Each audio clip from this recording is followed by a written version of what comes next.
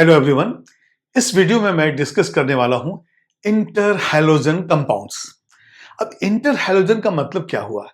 एक हैलोजन का दूसरे हैलोजन के साथ कॉम्बिनेशन। अब इसमें जो हम देखते हैं कि जब पहला हैलोजन होता है वो हमेशा जो है बिगर होता है। अब इसके बाद जो है सेकंड वाला जो है वो हो जाएगा स्मॉलर वन। इनके बीच जो कोवेलेंट बॉन्ड है उसकी वजह से इनके अलग अलग शेप हैं। तो हम पहले देखेंगे एग्जाम्पल्स इंटर हैलोजन के कौन कौन से हैं और उसमें जो डिफरेंट टाइप्स ऑफ जो इंटर हैलोजन्स हैं उनका शेप क्या है, हाइब्रिडाइजेशन क्या है और थोड़े से उनके बॉन्ड लेंथ और अदर पैरामीटर्स के बारे में डिस्कस करेंगे। तो इंटर हैलोजन का मतलब हैलोजन का हैलोजन के साथ जो है कंपाउंड। तो यहां पे हम देखेंगे इंटर हैलोजन मतलब हो गया हैलोजन विथ हैलोजन, ये इंटर हैलोजन कंपाउंड हो गया। अब यहां पे जो टाइप्स हैं हम देखेंगे कि AB टाइप का है, AB3 टाइप है, AB5 टाइप है, AB7 टाइप भी है। तो यहां पे हम देखेंगे पहले AB टाइप। और यहां पे जब हम लिखते हैं AB टाइप तो सबसे पहले देखिए A जो है बड़ा होना चाहिए। तो हम लोग क्या कर सकते हैं यहां पे, ये देखिए BRF, CLF, इसके बाद यहां पे आप जो है ICL, इस तरह से जो है हम कई एग्जाम्पल्स ले सकते हैं। जो भी कॉम्बिनेशन है आप यहां से IBR भी ले लीजिए। तो सबसे बड़ा जो है दोनों में वो होगा A और जो छोटा आयन है वो छोटा जो हैलोजन है वो हो जाएगा B। तो ये हो गया AB टाइप। अब इसके बाद हम देखेंगे, ये देखिए AB3 टाइप। जो AB3 टाइप है तो जो बिगर हैलोजन है वो 1 है और जो स्मॉलर हैलोजन है 3 है। अब यहां पे हम लिख सकते हैं ICL3, BRCL3, इसके बाद BRF3, ऐसे जो है जो भी कॉम्बिनेशन है हम कर सकते हैं, लेकिन जो पहला है वो बड़ा, ठीक है। अब इसके बाद हम लेंगे AB5 टाइप्स जो है इसमें देखेंगे। तो यहां पे ब्रोमीन का फ्लोरीन के साथ, आयोडीन का फ्लोरीन के साथ हम एग्जांपल लेते हैं। यहां हो जाता है BRF5, IF5। तो जो वेराइटी है AB टाइप है, AB3, AB5 और लास्ट वेराइटी जो है वो है AB7। तो यहां पे लेंगे AB7 टाइप। और यहां पे जो एग्जांपल हम ले रहे हैं वो सिर्फ आयोडीन है जो फ्लोरीन के साथ बनाता है हेप्टा। तो ये आयोडीन हेप्टा फ्लोराइड, ये सब पेंटा है। ओ यहां पे AB5 में आप यहां पे लिखेंगे IF5। तो ये AB टाइप, ये AB3, AB5, IF7 हो गया AB7 टाइप। अब हम देखेंगे कि इनके स्ट्रक्चर्स क्या है और हाइब्रिडाइजेशन क्या है। इंटर हैलोजन का जो पहला एग्जांपल मैं ले रहा हूं वो है क्लोरीन मोनोफ्लोराइड ClF। सबसे पहले देखेंगे कि Cl में कॉन्फ़िगरेशन जो है वो क्या है और क्या number of unpaired electron satisfy कर रहा है जो हमारा रिक्वायरमेंट है। तो सबसे पहले देखिए Cl एटॉमिक नंबर 17, ये हो जाता है 1s2, 2s2, 2p6, 3s2, 3p5। यहां से यहां तक आपको मालूम है ये क्या है, ये है नियॉन। और इसके बाद हमारे पास आ गया 3s2 एंड 3p5। 3p5 का मतलब होता है कि एक अनपेयर्ड इलेक्ट्रॉन है। और जैसा कि मेरा मॉलिक्यूल यहां एग्जांपल है ClF और Cl की वैलेंसी है 1। तो यदि Cl की वैलेंसी 1 है तो हमें एक ही अनपेयर्ड इलेक्ट्रॉन चाहिए। इसका मतलब हमें एक्साइटेड स्टेट लेने की जरूरत नहीं है। तब यहां पे हम देखेंगे, अब यदि मैं इसको ग्राउंड स्टेट लिख के ऐसा लिख दूं, ये हो जाएगा 3s2, 3p5। तो यहां पे देखिए ये s ऑर्बिटल हो गया और हमारे पास p में 3 ऑर्बिटल हैं और जो इलेक्ट्रॉन्स होंगे इस तरह से हैं। ये देखिए 3, 4, 5। हमने हुंड्स रूल फॉलो किया है और एक एक इलेक्ट्रॉन को पहले सिंगली फील्ड किया, फिर पेयरिंग हम कर दिए हैं। अब हमारे पास जो है एक ही इलेक्ट्रॉन है। तो यहां पे हम देखेंगे कि हाइब्रिडाइजेशन कैसे हमने Cl का कैलकुलेट किया है, बिल्कुल सिंपल वे में। तो सबसे पहले देखिए, हम Cl में इसके वैलेंस इलेक्ट्रॉन कितने हैं? 7। वो हम पहले बना लेते हैं। तो 1 2 3 4 5 6 7 ऐसा बना लेंगे। और फ्लोरीन सिर्फ एक ही है, तो यहां से हमने एक यूज किया इलेक्ट्रॉन को फ्लोरीन बनाने में। इसके बाद हम देखेंगे कि एक ये बॉन्ड पेयर हो गया, सॉरी ये लोन पेयर हो गया, उसी तरह से ये भी लोन पेयर हो गया, ये लोन पेयर। तो यहां पे एक बॉन्ड पेयर हो गया और 3 लोन पेयर। तो यहां पे हम लिख देंगे बॉन्ड पेयर एक है, लोन पेयर 3 है। तो बताइए टोटल मिला के इलेक्ट्रॉन पेयर कितना हो गया? 4। तो यहां पे लिखेंगे इलेक्ट्रॉन पेयर 4, देयरफॉर हाइब्रिडाइजेशन जो है ये हो गया sp3। तो अब हम क्या करेंगे, यहां से देखिए ये s और तीनों p इसको हम इंटरमिक्स कर देंगे, तो ये हो जाएगा sp3। अब बताइए यदि sp3 हाइब्रिडाइजेशन है तो हाइब्रिड ऑर्बिटल कितने होंगे? 4 हाइब्रिड ऑर्बिटल होंगे। और 4 हाइब्रिड ऑर्बिटल में हमें इलेक्ट्रॉन कितने डिस्ट्रीब्यूट करने हैं? 2 4 6 एंड 1 7 डिस्ट्रीब्यूट करने हैं। इसका मतलब जब आप एक एक इलेक्ट्रॉन पहले भरोगे तो 4 हाइब्रिड ऑर्बिटल एक एक इलेक्ट्रॉन हो जाएंगे। और 5th 6th 7th ये किसी न किसी हाइब्रिड ऑर्बिटल को ये पेयर स्टार्ट करेंगे। और जब पेयरिंग हो जाएगा तो सिर्फ एक अनपेयर्ड इलेक्ट्रॉन बचेगा जो बॉन्डिंग करेगा और बनाएगा ClF। तो यहां पे हम देखते हैं, यदि हमने ले लिया Cl, अब ये देखिए यहां पे यदि मैं इसको ऐसा लूं कि एक हाइब्रिड ऑर्बिटल इधर है, एक हाइब्रिड ऑर्बिटल इधर है, और इस तरह से मैंने 4 हाइब्रिड ऑर्बिटल को big log of 1 small log से भी रिप्रेजेंट कर सकते हैं, ऐसा भी रिप्रेजेंट कर सकते हैं। अब हम देखेंगे हमारे पास टोटल 7 इलेक्ट्रॉन्स हैं, इसको कैसे डिस्ट्रीब्यूट करें।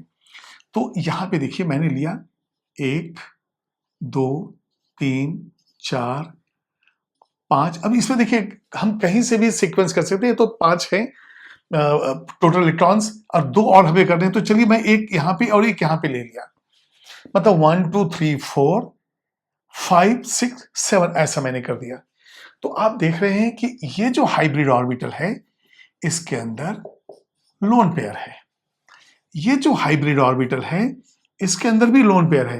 अब लोन पेयर है तो बॉन्डिंग तो होगा नहीं, क्योंकि बॉन्डिंग के लिए ही तो हम पेयरिंग करते हैं और ये पहले से ही पेयर्ड है। इसी तरह से यहां भी ये जो है लोन पेयर है। तो इस लोन पेयर की वजह से ये देखिए, ये जो हमने डार्क में कर देता हूं ताकि इजीली दिख जाए, ये देखिए यहां पे,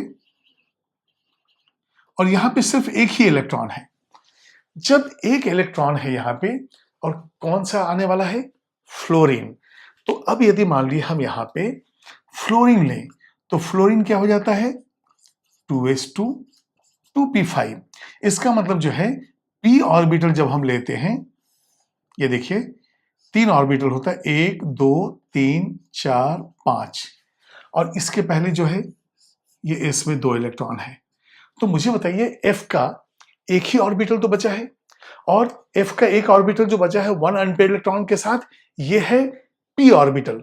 तो यहां पे जो बॉन्डिंग होगा, देखिए एक एग्जांपल मैं ऐसे ऑर्बिटल के साथ करूंगा और उसके बाद जो भी है डायरेक्ट हम बॉन्डिंग देखेंगे, लेकिन एक तो मैं ऐसे एक्सप्लेन कर देता हूं।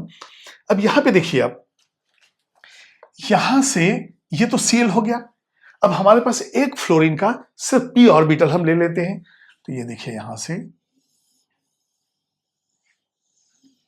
ये देखिए pz1 और ये हो जाएगा फ्लोरीन। और देखिए फ्लोरीन अपने एक इलेक्ट्रॉन को लेकर आया, ये एक इलेक्ट्रॉन और इसका ये एक इलेक्ट्रॉन, ये अपोजिट स्पिन में होंगे और यहां पे बन जाएगा बॉन्ड सिग्मा। ये आपको बिल्कुल क्लियर हो गया।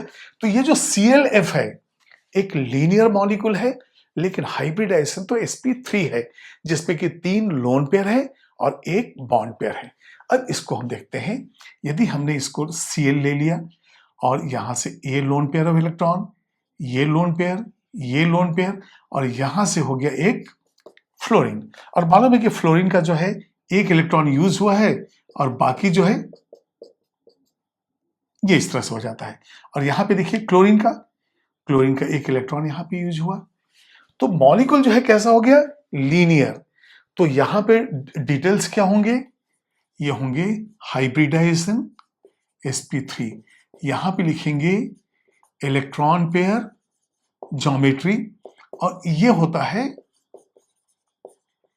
टेट्राहेड्रल। देखिए इलेक्ट्रॉन पेयर ज्योमेट्री का मतलब हो गया लोन पेयर और बॉन्ड पेयर सारे यदि मिला दें तो किस तरह की ज्योमेट्री हमें मिलती है, तो वो मिलता है टेट्राहेड्रल। लेकिन जो शेप डिसाइड होता है वो डिसाइड होता है कितने बॉन्ड्स और किस तरह से बने हैं। तो यहां पे देख रहे हैं कि आप ये इस तरह से एक लीनियर बन रहा है, तो यहां पे लिखेंगे शेप और ये हो जाएगा लीनियर। तो ये जो है CLF का जो है डिटेल्स यहां मैंने दिया। अब नेक्स्ट हम इस तरह का डायग्राम नहीं बनाएंगे, डायरेक्टली जो है हम चले जाएंगे बॉन्ड्स के ऊपर। अब इसी चीज को मैं आपको मॉडल से एक्सप्लेन करता हूं। ये देखिए मॉडल को जो है, ये देखिए ये जो मॉडल है ये sp3 हाइब्रिडाइजेशन का है और जो टेट्राहेड्रल ज्योमेट्री एक्सपेक्ट कर रहे हैं। अब यदि मान लिए सेंट्रल एटम ये होता, जस्ट आप कंपेयर कीजिए मीथेन को या कंपेयर कीजिए सिलिकॉन टेट्राफ्लोराइड या सिलिकॉन टेट्राक्लोराइड को, वहां भी हाइब्रिडाइजेशन sp3 है जो एक सेंट्रल एटम, जैसे मान लिए SiCl4 हम लेते हैं, तो देखिए यहाँ पे ये रेड कलर का बॉल जो है ये सिलिकॉन हो गया, और इसके बाद ये जो है SiCl4 है तो ये ब्लैक कलर के जो है ये 4 हो गए। और ये देखिए 109 डिग्री 28 मिनट, ये जो बॉन्ड एंगल है यही होता है 109 डिग्री 28 मिनट, सारे बॉन्ड एंगल एक जैसे हैं। अब इसके अंदर जो है क्लोरीन के अंदर, क्लोरीन में 4 टेट्राहेड्रल हाइब्रिड ऑर्बिटल्स बन गए। टेट्राहेड्रली जो ओरिएंटेशन है, क्योंकि हाइब्रिड ऑर्बिटल के एनर्जी एंड शेप तो एक जैसे होता है, सिर्फ ओरिएंटेशन अलग अलग होता है। तो अब यदि मान लीजिए इस हाइब्रिड ऑर्बिटल में कोई बॉन्ड नहीं है, इस हाइब्रिड ऑर्बिटल में भी कोई बॉन्ड नहीं, इस हाइब्रिड ऑर्बिटल में भी कोई बॉन्ड नहीं है, तो अब क्या दिख रहा है हमें कि हाइब्रिड ऑर्बिटल तो 1 2 3 4 हैं, लेकिन इधर कोई बॉन्ड नहीं बना, इधर कोई बॉन्ड नहीं, इधर कोई बॉन्ड नहीं, यहां पे लोन पेयर, यहां पे लोन पेयर, यहां पे लोन पेयर। तो अब ऐसा करते हैं ये हाइब्रिड ऑर्बिटल हटा देते हैं। भाई इलेक्ट्रॉन पेयर ज्योमेट्री तो टेट्राहेड्रल, लेकिन अब ये जो हाइब्रिड ऑर्बिटल था इसने एक बॉन्ड बनाया है, ये हो गया लीनियर। तो ये देखिए यही हो गया लीनियर, और बाकी ये जो थे ये हमारे जो है टोटल जो है इलेक्ट्रॉन पेयर जो है हम लेते हैं, वो यहां पे मैंने एक्सप्लेन किया है। ये देखिए तो इस तरह से हो गया कि हमने, ये देखिए अब इस डायग्राम को देखिए, इस डायग्राम में ये देखिए क्लोरीन रेड बॉल हो गया, इधर लोन पेयर यहां है, ये लोन पेयर इधर है, ये लोन पेयर इधर है, और बॉन्डिंग जो है वो इधर है। तो इस तरह से हम कहेंगे कि टेट्राहेड्रल तो एक्सपेक्टेड ज्योमेट्री है, इलेक्ट्रॉन पेयर ज्योमेट्री, क्योंकि लोन पेयर बॉन्ड पेयर ले रहे हैं, लेकिन जब शेप की बात आएगी तो ये सारे लोग हट जाएंगे क्योंकि इससे बॉन्ड दिखना चाहिए, और ये हो गया लीनियर। तो मेरे ख्याल से ये आपको बिल्कुल क्लियर है, इसको आप नोट कर लीजिए। अब मैं सेकंड एग्जांपल ले रहा हूं ICl3 का, आयोडीन ट्राइक्लोराइड। तो सबसे पहले देखेंगे हम आयोडीन की वैलेंसी यहां 3 है, तो हमें इलेक्ट्रॉनिक कॉन्फ़िगरेशन ऐसा मैनेज करना है ताकि 3 अनपेयर्ड इलेक्ट्रॉन्स आ जाएं, और उसके बाद देखते हैं कि इलेक्ट्रॉन पेयर ज्योमेट्री क्या है और वहां पे शेप क्या है। दोनों चीजें अलग अलग है। इलेक्ट्रॉन पेयर ज्योमेट्री हम तब कहते हैं जब हम इलेक्ट्रॉन पेयर बॉन्ड पेयर सबको लेके एक ज्योमेट्री का हम इमेजिन करते हैं, और शेप तब डिसाइड होता है जो बॉन्ड्स बने हैं उनसे क्या होता है। तो चलिए सबसे पहले हम लोग लेते हैं आयोडीन का जो इलेक्ट्रॉनिक, अब ये देखिए हमारे पास फ्लोरीन, क्लोरीन, ब्रोमीन, आयोडीन ऐसा होता है सेकंड, थर्ड, फोर्थ, ये 5th पीरियड में है। तो हम डायरेक्ट आयोडीन का लिख सकते हैं 5s2 5p5। याद कीजिए फ्लोरीन सेकंड पीरियड में है तो ये 5th पीरियड में है 5s2 5p5। अब यदि 5p5 है तो आप देखिए कितने अनपेयर्ड इलेक्ट्रॉन्स हैं, 1 2 3 4 5, तो एक ही अनपेयर्ड इलेक्ट्रॉन हो गया, ये देखिए। और ये जो कॉन्फ़िगरेशन है ये है हमारा ग्राउंड स्टेट। तो नंबर ऑफ अनपेयर्ड इलेक्ट्रॉन्स हमें कितने चाहिए, ICl3 है तो 3 चाहिए क्योंकि 3 अनपेयर्ड इलेक्ट्रॉन है। तो चलिए अब हम फर्स्ट एक्साइटेड स्टेट लेते हैं, और हर एक्साइटेड स्टेट कॉन्फ़िगरेशन में 2 अनपेयर्ड बढ़ जाते हैं। क्यों, जैसे ये दोनों पेयर्ड हैं, जब ये अलग अलग हो जाएंगे तो ये भी अनपेयर्ड, वो भी अनपेयर्ड। तो इस तरह से हम देखते हैं कि नंबर ऑफ अनपेयर्ड इलेक्ट्रॉन्स जो हैं वो इंक्रीज हो जाएंगे। तो अब यहां से हम लेंगे 5s2, 5p4, 5d1, और एक्साइटेड स्टेट कॉन्फ़िगरेशन में ऑर्बिट नंबर चेंज नहीं होता है, मतलब फिफ्थ ऑर्बिट ही रहेगा, सिर्फ इलेक्ट्रॉन sp_d के अंदर कहीं भी शिफ्ट कर सकते हैं। अब यहां पे हम देखेंगे कि s जो है एक ऑर्बिटल है, p जो है हमारे पास 3 ऑर्बिटल है, और d में जो है हमारे पास 5 है। तो अब हम इलेक्ट्रॉन को जो है डिस्ट्रीब्यूट करेंगे, ये 2 हो जाएगा, यहाँ पे 4 है, तो हम एक एक इलेक्ट्रॉन को डिस्ट्रीब्यूट करेंगे क्योंकि हुंस रूल हम फॉलो कर रहे हैं, और यहाँ पे सिर्फ एक है। अब देखिए अनपेयर्ड इलेक्ट्रॉन 1 2 3 है, लेकिन सवाल उठता है कि क्या ये p ऑर्बिटल ओवरलैपिंग में इन्वॉल्व हो रहा है या हाइब्रिडाइजेशन। तो हाइब्रिडाइजेशन के कैलकुलेशन के लिए हम क्या करेंगे, आयोडीन लिखेंगे, और आयोडीन में वैलेंस इलेक्ट्रॉन 7 है, वो लिख देंगे। तो यहाँ पे देखिए 1 2 3 4 5 6 7, देखिए मैथमेटिकल फॉर्मूले तो हैं, लेकिन इससे इजीली निकल जाएगा।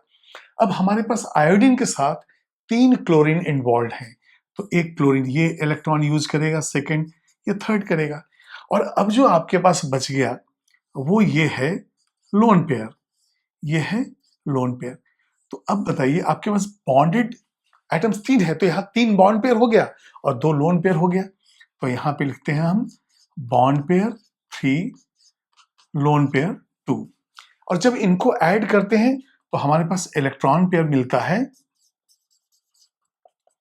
5, और जब इलेक्ट्रॉन पेयर 5 आ गया तो 5 हाइब्रिड ऑर्बिटल। तो हाइब्रिडाइजेशन क्या है, sp3d, तो यहां से हाइब्रिडाइजेशन हो गया sp3d। अब sp3d में जो 5 हाइब्रिड ऑर्बिटल हैं, 3 तो जो है इक्वेटोरियल पोजीशन पे हैं और 2 जो है एक्सल पोजीशन पे हैं। और हमें मालूम है कि जब भी हाइब्रिडाइजेशन sp3d हो और यहाँ पे लोन पेयर हो, तो लोन पेयर का पोजीशन जो है वो इक्वेटोरियल पोजीशन पे जाता है। अच्छा, ऐसा होता क्यों है, हम एक्सल पोजीशन पे क्यों नहीं लेते, हम इक्वेटोरियल पोजीशन पे क्यों लेते हैं? क्योंकि हमें वो अरेंजमेंट चाहिए जिसके अंदर रिपल्सन, चाहे इलेक्ट्रॉन पेयर हो, बॉन्ड पेयर हो, लोन पेयर हो, जो भी हो, इनके बीच का रिपल्सन जो है कम होना चाहिए, मिनिमाइज होना चाहिए। और ऐसा अरेंजमेंट हो जाए जहां पे रिपल्सन बहुत ज्यादा बढ़ जाएगा, तो वहां पे क्या होगा, एनर्जी सिस्टम का ज्यादा हो जाएगा, और कोई भी सिस्टम जब ज्यादा एनर्जी वाला है तो अनस्टेबल होगा। तो लो एनर्जी, लो रिपल्सन। अच्छा, ऑर्डर ऑफ रिपल्सन जो है वेस्पर थ्योरी से आप जानते हैं, loan pair repulsion is more than lone pair bond pair, और जो मिनिमम होता है वो होता है बॉन्ड पेयर। तो हमारे पास VS EPR theory, VSEPR theory जो है ना, ये valence shell electron pair repulsion theory, ये क्या बताता है कि lone pair repulsion is greater than lone pair bond pair is greater than bond pair. एक चीज तो ये यहां पे हो गया ऑर्डर। अब इसी को जो है एडजस्ट करने के लिए हम देखते हैं कि whenever the hybridisation is sp3d, the lone pair will occupy equatorial position, जो ट्रायंगल जैसा है ना, वो इक्वेटोरियल पोजीशन है। तो अभी हम यहां पे देखेंगे कि इक्वेटोरियल पोजीशन हम कैसे बनाएंगे। ये देखिए आप, ये इस तरह से हमने ले लिया एक ट्रायंगल, यहां पे आयोडीन है।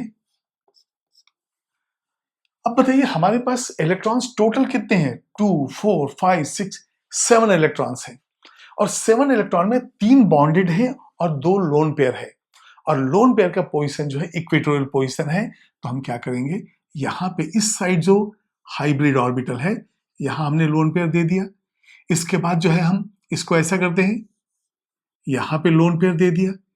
तो देखिए अब क्या हो गया, एक बॉन्ड जो है ऊपर बनेगा, एक बॉन्ड नीचे बनेगा, और एक बॉन्ड यहां पे बनेगा। तो यहां ICl3 हमने लिया है, तो ICl Cl Cl ऐसा हो गया। ये 2 इक्वेटोरियल पे पोजीशन पे जाने की वजह से अब जो है इस मॉलिक्यूल को यदि देखा जाए तो आप देखेंगे कि ये इस तरह का है, आयोडीन हो गया, इसके बाद 1 2 3, और यहां पे लोन पेयर जो है ये 2 रिप्रेजेंट हो गया। ये बिल्कुल दिख रहा है। अब क्या होगा, ये लोन पेयर जो इलेक्ट्रॉन्स है, ये जो लोन पेयर्स हैं, ये लोन पेयर ट्राई करेंगे कि इसको जो है रिपेल करके दूर भगा दें। तो ये देखिए, ये जो इस तरह से हमने लिया ना, अब ये थोड़ा सा बेंट हो जाएगा ऐसा, ये भी थोड़ा सा बेंट हो जाएगा ऐसा।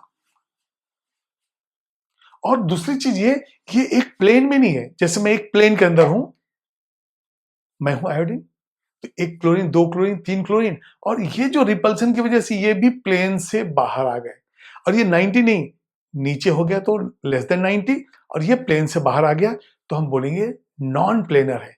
तो टी शेप का मतलब ये नहीं कि बिल्कुल ये एक प्लेन के अंदर है। तो यहां पे अब हम लिख देंगे Cl, Cl, Cl। तो अब इसका डिटेल देखते हैं। देखिए लोन पेयर रिपल्सन ज्यादा है, इनके बीच में रिपल्सन ज्यादा है, इन्होंने रिपल किया, और ये रिपल्सन की वजह से ये बॉन्ड एंगल जो है यहाँ पे ये आ जाएगा करीब 88 डिग्री करीब आता है। 88 डिग्री मतलब लेस देन 90 तो है ही। तो यहां पे यदि मैं लिख दूं हाइब्रिडाइजेशन sp3d, ठीक है, इसके बाद bond angles less than 90 degree. अब देखते हैं हम शेप, ये हो जाएगा टी शेप। अब ये टी शेप जो है एक ही प्लेन में है या विदाउट प्लेन है। जैसे मान लिए मैं इस तरह से इसको ले लूं, ये देखिए, ये देखिए इस तरह से यदि मैंने लिया तो देखिए एक ही प्लेन के अंदर है, लेकिन यदि ये ऐसे बाहर आ जाएं इस तरह से, तो ये टी शेप तो है लेकिन ये नॉन प्लेनर है। तो T shape but non planar, ये बिल्कुल क्लियर हो गया। तो यहां पे हम टी शेप हम कह रहे हैं इसको, और टी शेप में बॉन्ड एंगल जो है ये लेस देन 90 डिग्री हो गया, और ये एक प्लेन के अंदर नहीं है। मतलब यदि आयोडीन और क्लोरीन इस बोर्ड के प्लेन में है, आयोडीन एंड क्लोरीन बोर्ड के प्लेन में है, तो ये दोनों क्लोरीन बोर्ड के बाहर आ चुके हैं। तो ये है ICl3 का स्ट्रक्चर जो है टी शेप। अब इसी को हम मॉडल से देखते हैं। चलिए, अब ये देखिए हमारे पास मॉडल रेडी है। ये देखिए sp3 डिहाइब्रिडाइजेशन, sp3d में आपको मालूम है कि इस तरह से एक ट्रायंगुलर बेस होता है। ये देखिए ट्रायंगुलर बेस, और एक ऊपर होता है एक नीचे होता है। तो यहां पे आप देख रहे हैं ये क्लोरीन ये दोनों रेड कलर वाले हैं, और ये क्लोरीन जो है वो ये है। ये समझ में आ रहा है आपको? और ये जो बीच में जो ब्लैक कलर है वो हमने लिया है ब्लैक कलर। तो एक काम करते हैं, मुझे भी अच्छा नहीं लग रहा है, ये आयोडीन को हम ब्लैक कर देते हैं। भाई ब्लैक है ना, ब्लैक कर देते हैं। इसके बाद ये जो क्लोरीन है, तो ये इजी समझ में आएगा कि हाँ कौन से कलर की बात कर रहे हैं और कहां पे है ये, इस तरह से। हाँ यस, वो ब्लैक तो नहीं दिख रहा है, लेकिन चलिए ब्लैक मान के चलिए। तो यहां पे आप देखेंगे हम, ये जो आयोडीन है, ये जो आप इसको देखते रहिए, ये जो ब्लैक कलर है, ये जो ट्रायंगल है ये ट्रायंगल है। ये देखिए, ये चलिए इसको मैं हटा दिया। अभी देखिए ये ट्रायंगल ऐसा दिख रहा है, ये ऊपर का हो गया, एक नीचे का हो गया। तो ये हो गया ट्राइगोनल बाय पिरामिडल। अब ये ट्राइगोनल बाय पिरामिडल में देखेंगे हम, ये देखिए एक ये लोन पेयर ये हो गया, ये लोन पेयर ये हो गया, ये क्लोरीन ये है, ये क्लोरीन ये है, तो ये वाला क्लोरीन ऐसा है। तो अब क्या हो गया कि ट्राइगोनल बाय पिरामिडल में ये इस इक्वेटोरियल पोजीशन पे ये दो लोन पेयर, देखिए दो व्हाइट बॉल है ना, ये लोन पेयर है ना। अब यदि मान लिए ये एक दूसरे को रिपेल करेंगे तो क्या दूर जाएंगे, ऐसा दूर जाएंगे। ये देखिए फिर से आप, ये रिपल्सन सबसे ज्यादा, ये रिपल्सन कम है, ये रिपल्सन ज्यादा हो गया, ऐसा कर करके। अब इसकी वजह से क्या होगा, इधर का भी रिपल्सन हो गया। तो अब यदि मैं ये दोनों लोन पेयर पे निकाल दूं, ये दिख रहा है ना आपको, ये इक्वेटोरियल पोजीशन पे लोन पेयर है, मैंने इसको भी निकाल दिया और इसको भी निकाल दिया। तो अब जो है आप देखेंगे ये कैसा दिख रहा है, टी शेप। लेकिन ये जो टी शेप दिख रहा है उस लोन पेयर की वजह से देखिए, अब आपको दिख रहा होगा ना, ये एक लाइन में नहीं है, ये एक लाइन है, तो ये दोनों बाहर आ गया है। ये देखिए यहां पे हम देखेंगे कि ये जो है ये इस तरह से, ये देखिए रेड बॉल और ये ब्लैक, ये दोनों जो है एक प्लेन में है, लेकिन ये दोनों क्लोरीन जो है ये बाहर आ गए। तो इस तरह से ये टी शेप तो हुआ, लेकिन हो गया नॉन प्लेनर, क्योंकि इस प्लेन के इधर आ गया है ये ऐसा करके। और ये जो बॉन्ड एंगल है ये जो है ये हो गया 88, 89, मतलब 90 से कम है। ये वाला जो बॉन्ड एंगल है ये देखिए थोड़ा सा नीचे झुक गया, ये नीचे भी झुका और बाहर भी आ गया। तो ये हो गया आपका ICl3 टी शेप मॉलिक्यूल, जिसमें bond angle less than 90 degree, और ये प्लेनर नहीं नॉन प्लेनर हो गया। ये बिल्कुल क्लियर हो गया। अब इसके बाद ये जो ICl3 है ये डाइमर फॉर्म में भी है, तो ICl3 हमने लिया, अब इसका डाइमर I2Cl6 भी लेते हैं और देखते हैं कि वहां पे क्या पैरामीटर है, हाइब्रिडाइजेशन क्या है, क्या sp3d ही है या कुछ और है। चलिए अब देखते हैं I2Cl6 को, इसका स्क्रीनशॉट ले लीजिए। अब मैं ICl3 का जो डाइमर है I2Cl6 लेने वाला हूं। देखिए ये I2Cl6 ICl3 का 2 टाइम्स हो गया, और ये स्ट्रक्चर मैंने अभी आपको ऑलरेडी एक्सप्लेन कर दिया कि sp3d था, और यहां पे जो है ये टी शेप मॉलिक्यूल था, लेकिन टी शेप है लेकिन प्लेनर तो नहीं है। अब जब ये I2Cl6 बनाता है तो हम देखते हैं कि किस तरह से जो है ये रिएक्शन होता है। और ये डाइमर तो बन गया, चलिए ठीक है, डाइमराइजेशन हो गया। लेकिन अब ये जो I2Cl6 है क्या ये प्लेनर है या नॉन प्लेनर है? ये तो भाई नॉन प्लेनर है, इसको हम लिख लेते हैं नॉन प्लेनर। अब नॉन प्लेनर है लेकिन ये कैसा है, ये टी शेप है। अब हम देखते हैं यहां पे 2 आयोडीन होंगे। ये देखिए एक आयोडीन मैं यहां लेता हूं, एक आयोडीन यहां लेता हूं, 2 आयोडीन। और ऐसे जो ICl3 2 यूनिट, जैसे ये देखिए 1 2 3, तो इसको मैं ऐसा करता हूं, एक क्लोरीन यहां पे, 2 क्लोरीन यहां पे, तीसरा क्लोरीन यहां पे। ये देखिए एक ICl3 हो गया इस तरह से। इसके बाद हम देखेंगे कि यहां पे ये दूसरा यूनिट, इसके भी ICl3 ऐसे ही है। ये देखिए ICl ऐसा। अब इसका तो तीसरा है ये क्लोरीन। अब ये देखिए ये लग रहा है ना टी शेप, लग रहा है ये टी शेप। अब यहां से बॉन्डिंग होगा तो ये ऐसा आ जाएगा, और यहां से ये ऐसा हो जाएगा। ये देखिए आप। इसके बाद ये जो 2 इलेक्ट्रॉन है, हर आयोडीन के ऊपर 2 इलेक्ट्रॉन है, तो ये इलेक्ट्रॉन ऐसा यहां देखिए, एक लोन पेयर इधर हो गया, ये एक लोन पेयर यहां हो गया। इसी तरह से हम देखेंगे इस आयोडीन के ऊपर भी 2 लोन पेयर हो गया। अच्छा ये बताइए मुझे, यदि मैं इसको हाफ ऐसा कर दूं, यहां से ऐसा स्क्वायर बेस, और ये हो गया ऊपर का लोन पेयर, ये हो गया नीचे का लोन पेयर, तो क्या दिख रहा है, स्क्वायर बाइपिरामिडल दिख रहा है ना। तो यहां पे हाइब्रिडाइजेशन जो है, पहले वाले में जो है ये sp3 है, यहां पे मैं लिख देता हूं sp3, लेकिन यहां पे जो हाइब्रिडाइजेशन है, हाइब्रिडाइजेशन ये होता है sp3d2। अब यहां पे देखने वाली बात यह है कि ये जो बॉन्ड एंगल है ये होता है 94 डिग्री, और बस 10 कम ये हो जाएगा 84 डिग्री। उसी तरह से हम देखेंगे कि ये जो ब्रीजिंग क्लोरीन, ये देखिए ये जो क्लोरीन है ये 2 स्क्वायर प्लेनर यूनिट को ये ज्वाइन कर रहे हैं। देखिए यहां से यहां तक स्क्वायर प्लेनर, यहां से यहां तक एक स्क्वायर प्लेनर, 2 स्क्वायर प्लेनर को ये ब्रिज कर रहा है। तो यहां पे ये जो बॉन्ड लेंथ है ये होता है 2.7 एंगस्ट्रॉम, और ये होता है 2.4 एंगस्ट्रॉम। अब देखिए बॉन्ड लेंथ तो आपसे कोई पूछेगा नहीं, लेकिन हमें मालूम होना चाहिए कि जब ब्रिजिंग होता है तो ये जो है बॉन्ड लेंथ 2.7 थोड़ा सा ज्यादा आता है, टर्मिनल जो है वो 2.4 है। अब हम देखेंगे कि ये जो शेप आया, अब इसमें देखिए आप, यदि इसको आप कंपेयर करेंगे तो ऐसा लगेगा जैसे, इसको मैं ऐसा बना देता हूं, ये देखिए ये इस तरह का है। तो देखिए यहां पे एक क्लोरीन हो गया, यहां पे एक क्लोरीन हो गया, ये हो गया लोन पेयर ये वाला, नीचे का ये लोन पेयर यहां हो गया, और यहां से Cl जो है वो दूसरे यूनिट को ऐसा ऐड करेगी। ये देखिए आयोडीन है, ये दूसरा यूनिट हो गया ऐसा, ये दूसरा यूनिट। तो यहाँ आयोडीन का जो है, तो सबसे पहले क्लोरीन यहाँ है तो हम इसको ऐसा कर देंगे, तो यहाँ क्लोरीन में चेंज कर देता हूँ कलर, Cl Cl Cl।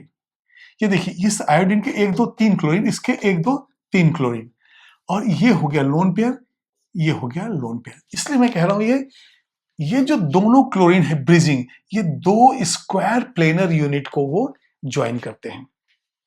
तो हाइब्रिडाइजेशन हो गया sp3d2। इसके बाद हम लेंगे इलेक्ट्रॉन पेयर ज्योमेट्री, ये क्या हो जाएगा, स्क्वायर बाय पिरामिडल, या फिर इसको हम कहेंगे ऑक्टाहेड्रल। तो ये हो गया इलेक्ट्रॉन पेयर ज्योमेट्री, जिसमें बॉन्ड पेयर, लोन पेयर सारा हमने ले लिया। लेकिन अब यदि हम कहें इसका शेप, तो ये हो जाएगा प्लेनर, एंड ब्रिजिंग जो है 2 स्क्वायर प्लेनर को ज्वाइन कर रहा है। तो ये बिल्कुल क्लियर ही है आपको, ये प्लेनर हो गया, 2 स्क्वायर प्लेनर यूनिट को इसने किया, तो ये पूरा का पूरा जो है ये प्लेन हो गया। ये बिल्कुल क्लियर हो गया। अब इसको हम देखते हैं मॉडल से। ये देखिए, ये हमारा मॉडल रेडी है।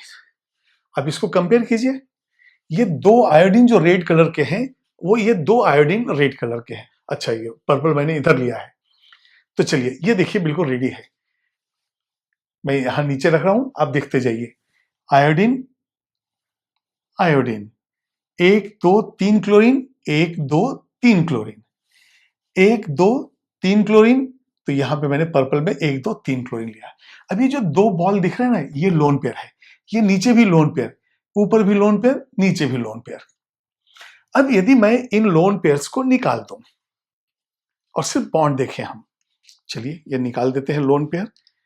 ये लोन पेयर निकल चुका है।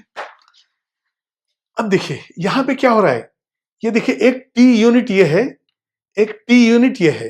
तो 2 जो टी शेप यूनिट है वो ज्वाइन करके ये बना दिए। अब यहां पे देखिए, ये जो बॉन्ड लेंथ है, ये देखिए दोनों आयोडीन, और यहां पे 3 कलर के, इधर मैंने अलग क्लोरीन लिए, ये 3 अलग लिए हैं ताकि आपको इजीली समझ में आ जाए। ये जो बॉन्ड एंगल है यही है 94, ये जो है 94, ये जो है 84। ये जो बॉन्ड लेंथ जो ब्रिजिंग है 2.7 एंगस्ट्रॉम, और ये जो लास्ट वाले टर्मिनल है 2.4 एंगस्ट्रॉम। तो इस तरह से हम देखते हैं। ये देखिए आप, ये एक स्क्वायर प्लेनर यूनिट दिख रहा है आपको, ये देखिए स्क्वायर प्लेनर यूनिट है। इसका जिसको देखिए, ये भी आपको एक स्क्वायर प्लेनर यूनिट है। तो 2 स्क्वायर प्लेनर यूनिट को ये 2 क्लोरीन ने जो है ब्रिज किया। तो इसलिए हाइब्रिडाइजेशन sp3d2। अब देखिए मोनोमर जो ICl3 है उसका हाइब्रिडाइजेशन है sp3d। यहां पे जो है ये sp3, ये d है, लेकिन ये क्या हो गया sp3d2। ये डिफरेंस, ये देखिए sp3d, इसको रेक्टिफाई कीजिए, ये sp3d है और ये हो गया sp3d2। तो इस तरह से हम देखते हैं कि 2 स्क्वायर प्लेनर यूनिट को ये ब्रिज किया। तो ये था डाइमर ICl3 का। नेक्स्ट जो इंटर हैलोजन कंपाउंड का एग्जांपल है वो है BrF5, मतलब ब्रोमीन पेंटाफ्लोराइड। अब हम देखेंगे सबसे पहले कि ब्रोमीन के अंदर तो 5 वैलेंसी है। अब 5 वैलेंसी है तो नंबर ऑफ अनपेयर्ड इलेक्ट्रॉन भी कितने होने चाहिए, 5। तो सबसे पहले हम इसका ग्राउंड स्टेट लिखेंगे और उसके बाद तब तक एक्साइटेड स्टेट कॉन्फिगरेशन लिखते जाएंगे जब तक कि हमें 5 अनपेयर्ड इलेक्ट्रॉन्स न मिल जाए। तो देखिए यहां पे ब्रोमीन जो है ये हो जाएगा 4s2 4p5। ऐसा हमने क्यों लिखा, क्योंकि मालूम है फ्लोरीन, उसके बाद क्लोरीन, उसके बाद ब्रोमीन और फिर आयोडीन है। फ्लोरीन जो है वो 2nd पीरियड में है, क्लोरीन 3rd पीरियड में है, तो ब्रोमीन किस में हो जाएगा 4th पीरियड में। इसलिए हमने इसको जो है 4th पीरियड ले लिया। तो 4s2 4p5। अब ये जब 4p5 है तो 1 2 3, 4th हो गया पेयर्ड, 5th हो गया पेयर्ड, तो सिर्फ बचेगा एक अनपेयर्ड इलेक्ट्रॉन। तो यहां पे हम लिख देंगे 1 अनपेयर्ड इलेक्ट्रॉन। लेकिन हमें तो चाहिए कितने, 5। तो यहां पे लिखेंगे हम फर्स्ट एक्साइटेड स्टेट, और हर एक्साइटेड स्टेट में 2 अनपेयर्ड बढ़ जाते हैं। क्यों, जो पेयर्ड था वो अनपेयर्ड हो गया। तो ये हो जाएगा 4s2 4p4 4d1। अब 4p4 में जो है 2 अनपेयर्ड है और यहां पे 1 है, तो ये कितना हो जाएगा 3 अनपेयर्ड इलेक्ट्रॉन।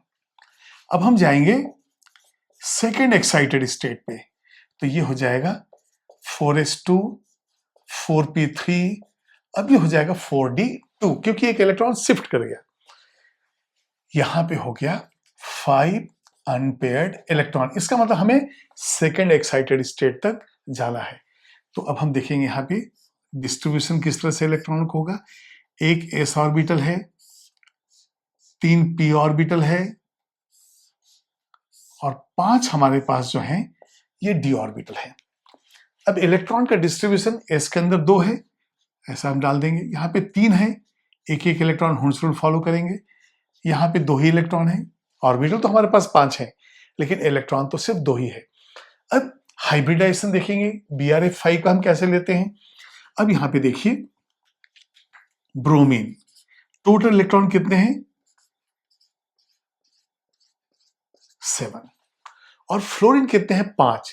तो देखिए एक एक फ्लोरीन एक एक इलेक्ट्रॉन को यूज कर रहा है 4 5, तो ये जो बचा ये हो गया लोन पेयर। मतलब हमारे पास 5 बॉन्ड पेयर है और एक लोन पेयर है। तो यहां पे हम लिख देंगे, ये देखिए बॉन्ड पेयर हो गया 5, लोन पेयर हो गया 1। तो अब दोनों को ऐड करेंगे तो हम इसको लिखते हैं इलेक्ट्रॉन पेयर, ये हो गया 6। और जब इलेक्ट्रॉन पेयर 6 है तो हाइब्रिडाइजेशन क्या होगा sp3d2। तो यहां पे हम लिख देंगे हाइब्रिडाइजेशन sp3d2। अब बताइए sp3d2 है तो शेप कैसा होगा ऑक्टाहेड्रल।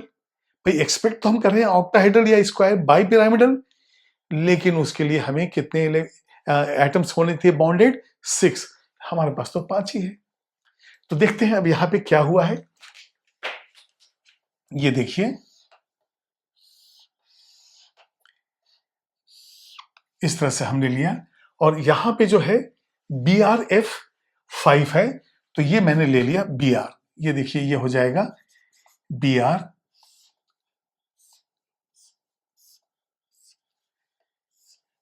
ये जो लोन पेयर है, लोन पेयर हम उसको नीचे डाल देंगे तो ये हो जाएगा एक लोन पेयर।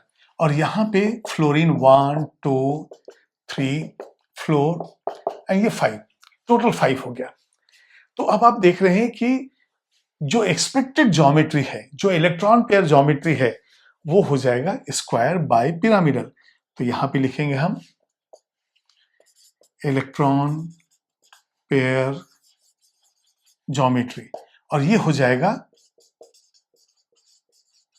ऑक्टाहेड्रल या इसको कहते हैं स्क्वायर बाय पिरामिडल।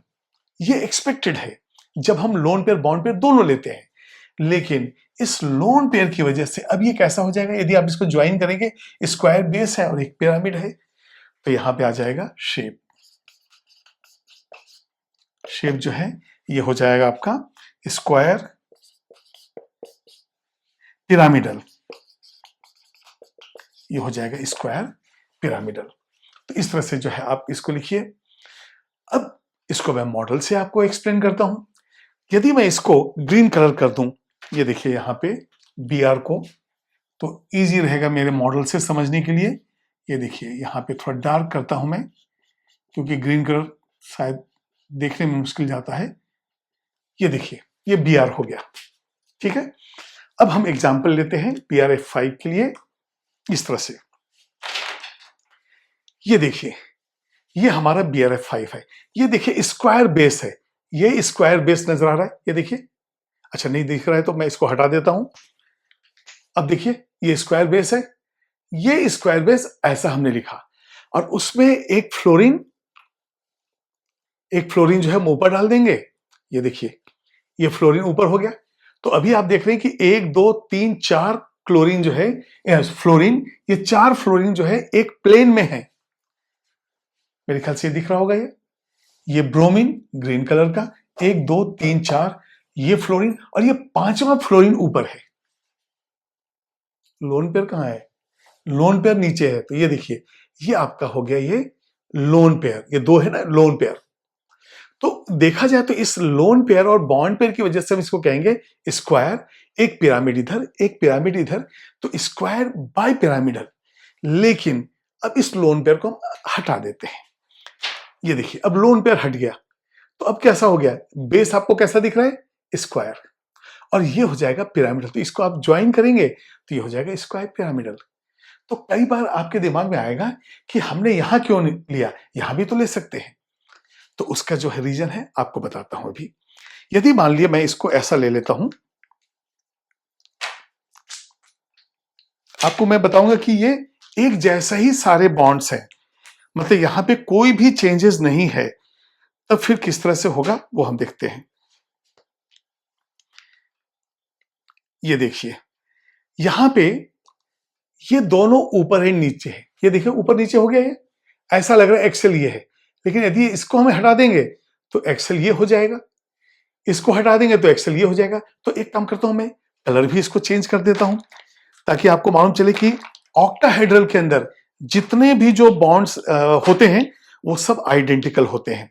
तो इसलिए मैं इसको दो रेड कलर से इसको कर देता हूं चेंज, और इसी तरह से दो और मैं लेता हूं पर्पल कलर का, ताकि जो है इजीली हम देख सकें कि सभी जो है एक जैसे ही होते हैं। यहां पे ये जो है, क्योंकि हमेशा क्वेश्चन दिमाग में आता है कि हमने ये नीचे लोन पेयर क्यों रखा, हम यहां भी तो रख सकते थे, यहां भी तो रख सकते थे। उसका आंसर ये है। अब चलिए इसको हटा दीजिए। अब आप देखिए कि मेरे पास एक ऑक्टाहेड्रल, ये ऑक्टाहेड्रल एक मॉलिक्यूल है, ये देखिए ऑक्टाहेड्रल। अब ऐसा लग रहा है जैसे, देखिए ऑक्टाहेड्रल तो दिख रहा है ना, एक दो तीन चार, ये स्क्वायर बेस, एक ऊपर नीचे। अभी क्या लग रहा है कि एक्सेल पोजीशन पे पर्पल कलर है। यस, पर्पल कलर है। अभी ये देखिए, अब तो ये ब्लैक वाला जो है एक्सेल पोजीशन आ गया। यदि इसको चेंज कर दें तो ये जो है रेड वाला आ गया। इसका मतलब सारे ही जो है वो आइडेंटिकल पोजीशन वाले हैं, चाहे वो इस तरह से हो, चाहे वो ऐसे हो, चाहे ऐसे हो। तो एक्सेल पोजीशन पे पर्पल, एक्सेल पोजीशन पे रेड, एक्सेल पोजीशन पे ब्लैक। तो इसलिए जो है आप कहीं भी लिखेंगे, यदि आप यहां भी लिखेंगे, देखिए जैसे मैं इसको ऐसा करता हूं, यदि लोन पे यहां लेता हूं तो इसको घुमा के नीचे ले आऊंगा। आपने यहां लिखा, इसको मैं नीचे ले आऊंगा, तो हर बार आपको जो है मिलेगा ज्योमेट्री ऐसे ही, जिसमें एक लोन पे आप नीचे यदि लगा देते हैं तो ऐसा लगता है जैसे स्क्वायर पिरामिडल देखना इजी है। और यहाँ कोई इक्वेटोरियल पोजीशन नहीं है, because all the positions are identical. जब हाइब्रिडाइजेशन sp3d होता है तो वहां पे इक्वेटोरियल पोजीशन होता है और एक्सेल पोजीशन होता है। यहाँ पे ऑल पोजीशंस आर आइडेंटिकल, तो हमारा शेप हो गया स्क्वायर पिरामिडल, ये BRFI due to one lone pair. अब एक क्वेश्चन, 90 डिग्री वाले कितने बॉन्ड एंगल्स हैं? यस, आप मुझे बताइए यहां पे 90 डिग्री वाले कितने बॉन्ड एंगल्स हैं? आप सोच रहे होंगे, चलिए ये जो है इसको मैं लोन पेयर कंसीडर कर रहा हूं, यह नीचे कुछ भी नहीं है। तो आप सोच रहे होंगे कि एक 90 डिग्री, दो 90 डिग्री, तीन 90 डिग्री, चार, और ये भी जो है चार होंगे, ऐसा आप 8 सोच रहे होंगे। आंसर है जीरो। क्यों आंसर जीरो है? क्योंकि इस लोन पेयर की वजह से, अब ये देखिए, ये नीचे जो लोन पेयर है, इस लोन पेयर रिपल्सन की वजह से ये पूरे के पूरे ऐसे ऊपर आ गए। ये दिख रहा होगा आपको, ये देखिए, हम एक्सपेक्ट कर रहे थे कि चारों एक प्लेन में हो, लेकिन अब जो है ये सारे के सारे जो थोड़े से ऊपर आ गए। अब ऊपर आ गए तो देखिए बेस जो है, अब ये यहां पे ऐसा है, लेकिन ये सारे के सारे ऊपर आ गए। तो जब ये ऊपर आ गए तो ये बॉन्ड एंगल अब 90 डिग्री रहा नहीं, ये भी जो है ऊपर आ गया तो ये बॉन्ड एंगल 90 रहा नहीं। तो इसके अंदर नो 90 डिग्री बॉन्ड एंगल। तो यहां पे लिखेंगे no bond angles with 90 degree. जब ये स्क्वायर बाइपिरामिडल होता तो यहां पे हम लिख सकते थे, नोट यहां डालेंगे, note in octahedral shape 90 degree R12। वहां पे 12 होता है, वो 12 क्यों होता है उसको भी आप देखती है। यहां पे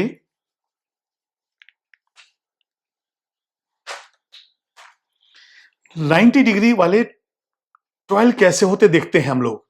देखिए सबसे पहले तो 1 2 3 4 ये हो गया, फिर यहां से देखिए 1 2 3 4 8 हो गया, और नीचे से ये जो है ऐसे 4।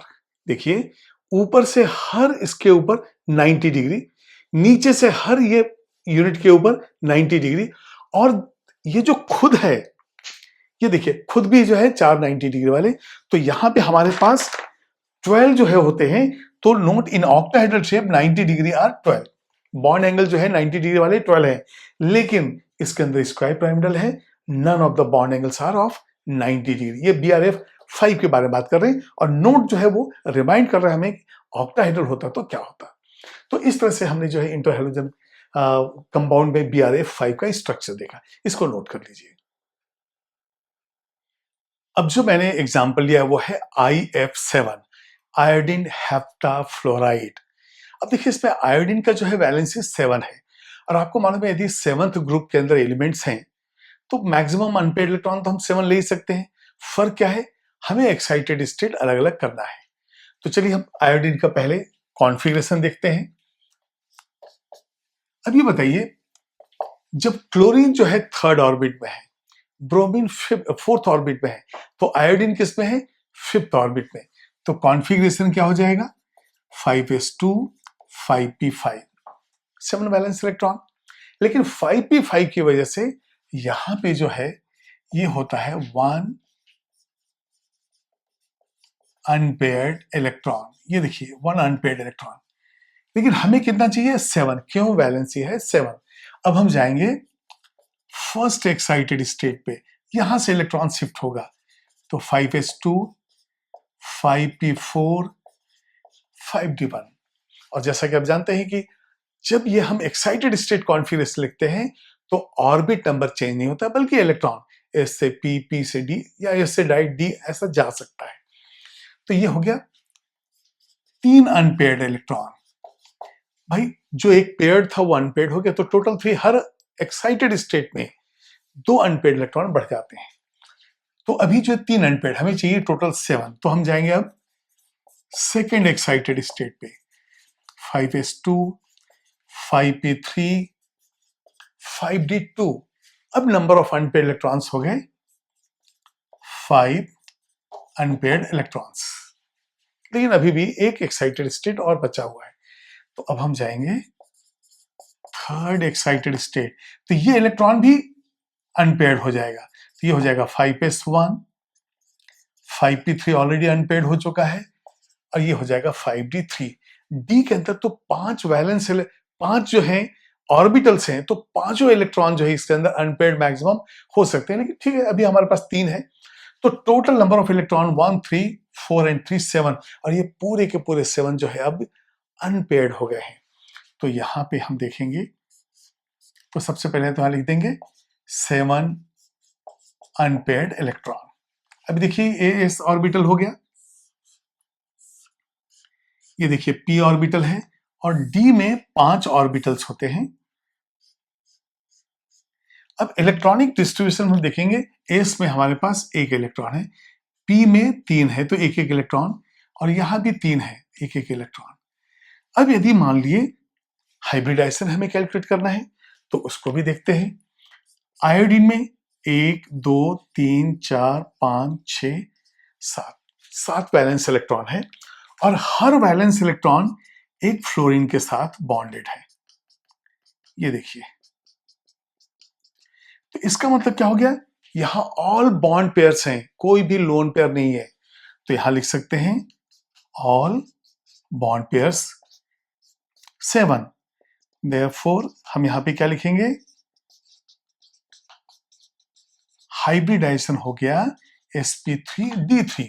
और जैसे ही हमने ये डिसाइड किया तो sp3d3 है, तो यहां पे s तीनों p, और ये देखिए 3d, इस तरह से हम ले लेंगे, और यहां लिख देंगे हाइब्रिडाइजेशन sp3d 3। अब ये sp3d3 में 7 जो है उसमें एक ऊपर एक नीचे एक्सल पोजीशन पे हो गया। इसका मतलब 5 कैसे होंगे? ये एक प्लेन के अंदर हो गया, पेंटागोनल, और एक ऊपर एक नीचे, तो ये हो जाएगा पेंटागोनल बाइपिरामिडल। अब इसके स्ट्रक्चर देखते हैं हम लोग। ये देखिए यहां पे हो जाएगा पेंटागन, 5 हो गए इसके अंदर, पेंटागन के अंदर एक ऊपर एक नीचे। तो यहां पे हम लेंगे, ये देखिए आप, आयोडीन मैं यहां पे ले रहा हूं रेड कलर का, और इसके बाद एक फ्लोरीन है, IF7 है, दूसरा फ्लोरीन, तीसरा, चौथा हो गया, और इस तरह से टोटल जो है हम ये ले लेंगे 7, IF7। अब ये देखिए ये जो है 360 डिवाइडेड बाय 5, तो ये कितना आ जाएगा? ये हो जाएगा 72 डिग्री। और यहां से जो है हर जो बॉन्ड बना है वो हो जाएगा 90 डिग्री। यहां पे 90 डिग्री है। तो यहां पे अब हम लिखेंगे, सबसे पहले देखेंगे कि इलेक्ट्रॉन पेयर ज्योमेट्री, ये है हमारा पेंटागोनल बाइपिरामिडल। यहां पे हम लिखेंगे पेंटागोनल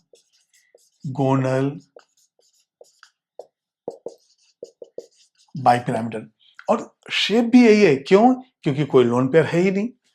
तो यहां पे नेक्स्ट हो जाएगा शेप, ये भी हो गया पेंटागोनल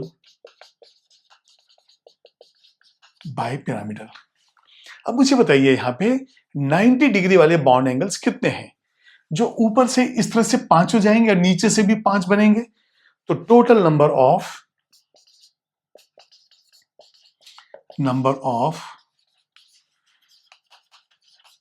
बॉन्ड एंगल्स, ये 90 डिग्री वाले हम देख रहे हैं, तो टोटल 5 ऊपर से 5 नीचे से, ये हो जाएगा 10, एंड 72 डिग्री वाले हो जाएंगे 5। देखिए ये 1 2 3 4 5, 360 को हमने 5 में डिवाइड किया, इसलिए 72 डिग्री वाले हो गए 5।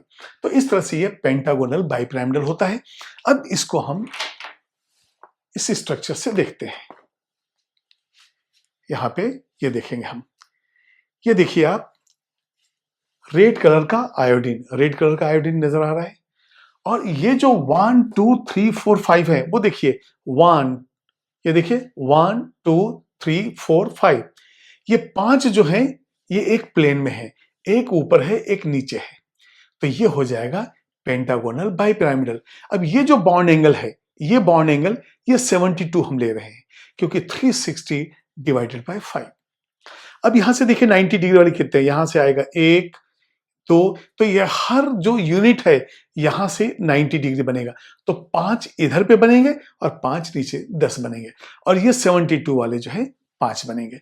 तो इस तरह से हम देखते हैं पेंटागोनल बाइपिरामिडल, 90 डिग्री वाले 10, 72 डिग्री वाले 5, no lone pair, all are bond pair. तो ये हो गया आपका IF7 का स्ट्रक्चर। ये सुपर ऑक्टेट मॉलिक्यूल है क्योंकि आयोडीन जो है 7 + 7 कितना हो गया? 14 इलेक्ट्रॉन।